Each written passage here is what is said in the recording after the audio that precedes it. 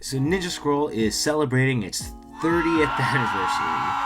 So what better Wow, time 30 to, years. yeah, 30 years. I feel old. let's start off by let's start off the review by a little existential crisis. Why don't we? But but yeah. So what a perfect opportunity for one of us to watch it for the very first time. Does it stand up or does it fall flat? Let's start with you, since you are the one that has seen it before. I was like, what? No, Huh? it's just a little teaser, Okay, to okay, okay. get the Cool, people cool, cool. riled up. Like, well, what the are these idiots gonna say? About because I You're know right about idiots. that. Yeah. So let's start off with you, since you are the one that has seen it. You are the old one that Not kidding. You have seen it before, so But yeah, you're not wrong. I mean, we're not that like our age difference isn't like that huge either, so it's like it's a non thing. But yeah, yeah. What were your thoughts on it, Ninja Scroll? Having watched it again, I know you've seen it before. This was a like influential part of your life, is what you said earlier, with your like upbringing in anime and whatnot. Yeah, yeah, yeah. What were your thoughts like watching it again? Yeah, it was like a significant upbringing. I trained with, I don't know. You should have That kept part going. out. I was like, I was like, wow, this went a lot more deeper than I thought it did. uh, no, it's no, by yeah, I did watch it before. Obviously I did bring it up because it was 30-year anniversary, and I did see it. The tickets were on sale in the movie theaters, and I invited you to go watch it. Yeah, I did watch this when I was young, which, after you watched it, I probably shouldn't have caught it when I was like that young. But Jesus. yeah, so it's I did catch it when I was young. I did watch it again to see if anything has changed, or like, because when you're young and there's an action anime, you're not looking for any stories. You're just kind of looking for cool sword action stuff, as opposed to, like a storyline. It's just like, okay, who cares about that character and this character and what's going on? I just care more about a guy swinging a samurai sword around. So yeah, I did catch this when I was way too young to watch, but but to be honest, after watching it again, it does, to me anyway, it does stand the test of time. Yeah, on the action front, you are definitely right. It definitely delivered. I watched it for the very first time for its 30th anniversary. I don't know why I never watched it before, because it was always on my radar. It was one of those films that everyone recommended, or not everyone, people that were into anime always recommended Ninja Scroll on top of like X and Hellsing and Vampire Hunter D. This is definitely up there. They're like, oh, you gotta watch this and blah blah blah. Yeah, so like having watched it, or like going in, I had no idea what the hell I was in for, and yeah, it was a pretty interesting movie. My jaw dropped like within the first like 10 minutes. I want to say, I'm like, holy shit, okay, this. I wonder what happened that made your jaw drop. Yeah, it's very gory as hell, and I don't know why, like, because it shouldn't have garnered that reaction where I'm just like, oh shit. Like, all right, this is what we're getting into, and then with my jaw already on the floor, it dropped even like further. Again, I'm just talking like first 15 minutes too, where like that guy, that rock guy, I forgot his name, like one of the like 8 demons or whatever. He's like full on suckity titty. One of the protagonists, like just like he's just like, but not like sloppily, not like tasteful or anything. It's like not to the point where like, oh, this is a borderline hentai or whatever. Like, not at all. This is just like showing you like how grotesque like this world is, and it did a very good job of like like just like throwing you in there. So yeah, like overall the movie, I think it was good. It was great. Earlier, me and you, we started having a discussion about my initial thoughts in the movie, and I said it was like, all right, I'm gonna get some hate for this because like I thought it was great. It was like, because I hate you already. Yeah, because I said it was fine. Because I didn't watch it with like nostalgia goggles. That's like, after watching it, that's like my like first impressions. But I haven't spoken to you since. But like this movie actually proved me fucking wrong, because like after like talking to you, something happened that like only happens when you've watched something great, and it's like the movie, it just stuck with me. I'm just like thinking about it as like I'm doing other things or whatever. I'm just like, okay, yeah, like why, like I felt this way. I felt that it was fine. I felt that this movie's put up on a pedestal for like whatever reason, and I'm like, wait, it's been a few days since I watched it. Why, I'm still thinking about this thing. I'm still thinking about like the girl getting her titty sucked. You perv.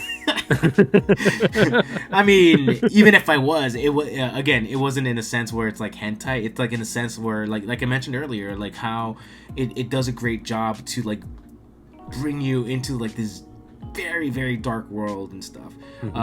When I was talking to you about this movie, I'm like, yeah, it reminds me of a video game, and it and I think that's why I was thinking about a lot about it too, because I'm like, yeah, I want to play something like this. I want to play something like samurai-ish, or like, you know, very like gory or whatever. And then in doing so, I was just thinking more about the movie and just like, all right, like what was the story? The story, it's still, in my opinion, very like bare bones. Just like, you know, wandering swordsmith, for hire, comes like he's hired to like I forgot to like get gold for like this town, and this town that like has like there's a pandemic going on or whatever, like caused by like these demons, and it's just like a kind of like a story, just like I guess like a power struggle. I may have missed some of the story beats or whatever, but yeah, it just like my fondness for this film actually kept growing to the point where I'm like, yeah,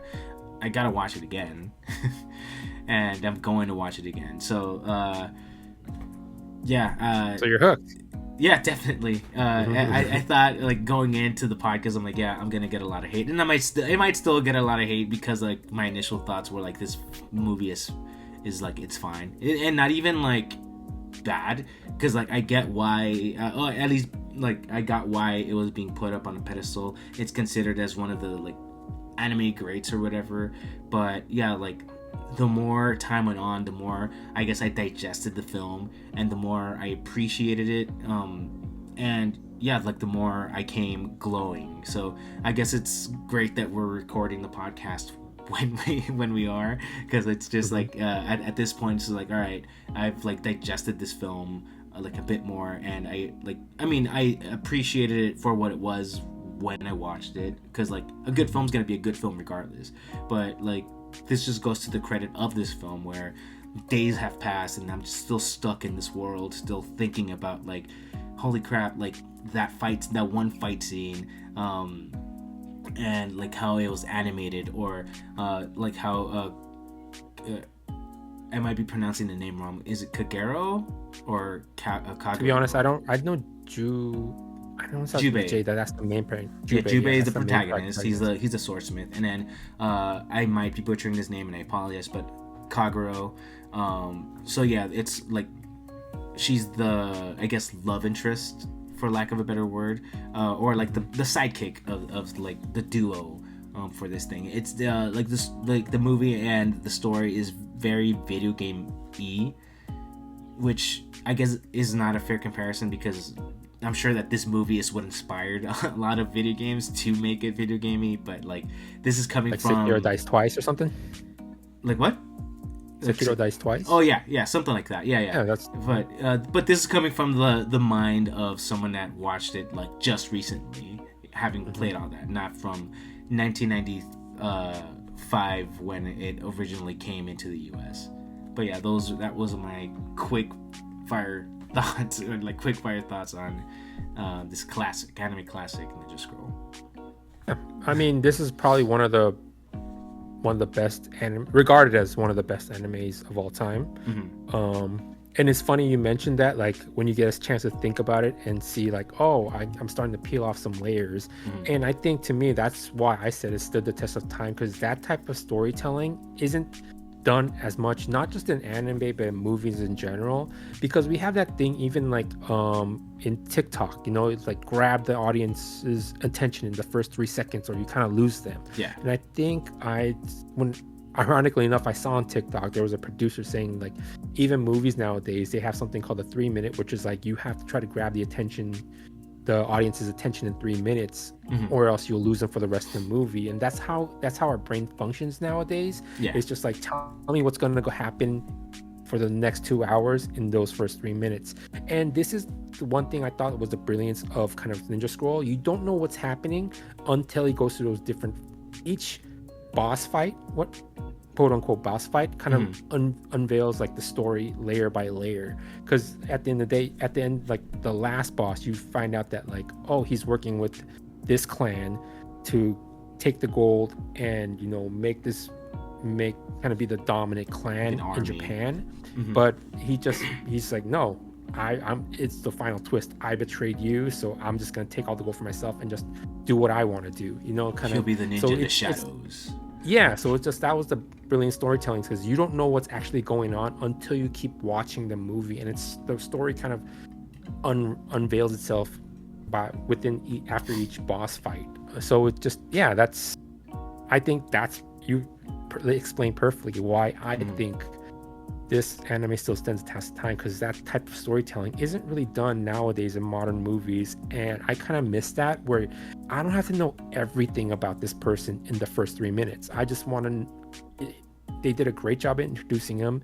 He walks into a bridge and he comes across some guys that like swindle the town, and he takes the gold from him, and it's just like, okay, you know, just by that scene that he's a good guy, and you know where his virtue lies, but you don't know why he's here and why they're introducing him in this fashion until you go to where he's not even introduced, but they introduced the titty scene, and then you realize that, like, he saves this girl, and you see how the plot kind of each event unlocks another event, which is that, I think, is also a lot like the video game, because like you don't know why you're in this level, but as you play through it, you start unveiling new puzzles, new anything, you know, the new plot or new storyline to this plot, and just kind of, that's why I do enjoy these types of animes, especially like the older ones, because most of my anime watching has been older anime. When I was a kid, I kind of fell off of it, so I haven't been able to catch, like, you know, Attack of the Titans, Demon Slayer, a lot of the newer animes. So it just kind of, this is I might be a little biased because it is nostalgic, but, you know, I do appreciate this type of storytelling. I mean, like I said, it's put up there for a reason, and it's definitely like that, you know, all the layers, like the storytelling, the animation, you know, this movie was actually like hand drawn, so it's like a spectacle in its own just because of that. And then of course there's like twists and turns and stuff, and there's like a little bit of romance that, quite honestly, that part didn't really work for me that well. Which scene? Oh, just like the overall, like the romance between Kagero and Junpei didn't. I mean, because that was I would give you that. Seemed a little forced. Because she's very, like, I get why she would start swooning for him, but not immediately like fall in love or whatever, especially when the day before she just lost her fiance or whatever he was. And I don't think they were fiance, were they? I don't know. I don't know. I don't know what they were. I thought they were. I mean, I think they they're part of the same clan, but I don't think they were. Again, I've only watched it the one time, so I could totally be like off. Either way, that day-long romance didn't really work for me. I thought they had like sweet moments where, especially when like they're at their most vulnerable. I really like that scene where she's spoilers obviously for a 30-year-old movie. But yeah, Jubei has been, I, is blackmail the right word? Not blackmailed. He's Yeah, he was blackmailed. He is was blackmail the word I'm poisoned. looking for? Yeah, yeah, Yeah, because it's like he's it was poisoned because like it's like I have the cure. If you want the cure, you you should have help to me with like this help me journey. defeat. Yeah, Yeah, because at first he's yeah. like, why the hell would I want to fight more of these demons after he fought the first one, which is that rock guy. Mm-hmm. So it's like, why the hell would I want to fight more of these guys? I barely survived this guy. And turns out it wasn't him that killed the guy. It was Kagura with her like poison titties. Poison titties. Damn poison titties. Yeah, Always I'm gets telling you. you, anime, they don't make them like they used to. No, but yeah, Kagura has like she's a I think she's called it like a poison taster. So essentially, she's cursed with like, I guess cursed with not being able to get poisoned. But if she kisses anyone or anything like that, they'll become poisoned. Which is why Rock Guy got poisoned and killed. That's why he got killed, because of her. So yeah, Jubei has been blackmailed. He's poisoned himself by that old government guy, the spy. And so like back to the scene that I was talking about, that scene did work for me with Kagura and Jubei, where they're finally letting the guards down, and she pretty much gives herself to him, and he pretty much just like doesn't kiss her. Wait, does he kiss her? No, he doesn't kiss her. He Just kisses her at the end when she's dead or she's dying. Yeah. So this is the last scene that they're together alive. Which is horrible timing on Jubei's part, I have to admit. It's like, oh, that's when you're gonna kiss her and have this romantic moment. Well, yeah, because she's not a Make-A-Wish kid. It's like, man, she was throwing herself at you. But I guess that's what worked for her, because he respectfully said like, no, like, you know, you're more than that. And obviously, I'm just like paraphrasing at this point, but like then he walks away and then she ends up getting killed. But overall, man, that's horrible, isn't it? To be like attractive and also have poison titties. Poison titties, yeah. Poison titties. How many? Like, if I had a nickel for the amount of times people were killed, I don't know. I think you have $1. もっともお主一人の力で倒したわけではないがの。あの甲賀組のくの一、なかなか面白い術を使う。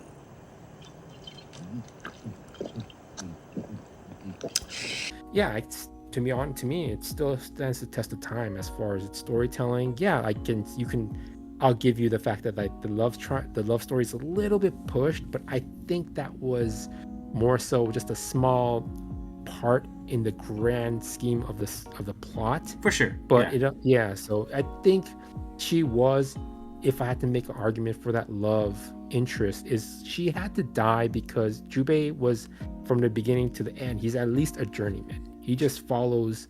He's kind of like the wind. It just goes wherever he goes. Yeah, that's So it's just like she's more of like, she's a love interest, and it's sad that she passed. But it's more so like kind of like, after I complete this mission, I'm gonna jump onto my next mission. You know. Mm-hmm. Yeah, but she could have gone with him.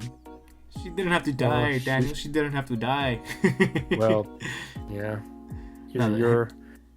You're protected from poisons, but not from swords. Alcohol. Whatchamacallit? I was gonna bring something up, but the naked snake girl. We can talk about all the nakedness in this movie. I'm down. Oh, so much nudity. So much nudity. Like, at least she was done a bit more tasteful because she chose to be naked, so she wasn't like. It's about anything. Choosing to be naked. Got it. Yeah, if you choose to be naked, you could be like super tasteful and like have snakes all over you and stuff. And, but like definitely a great film.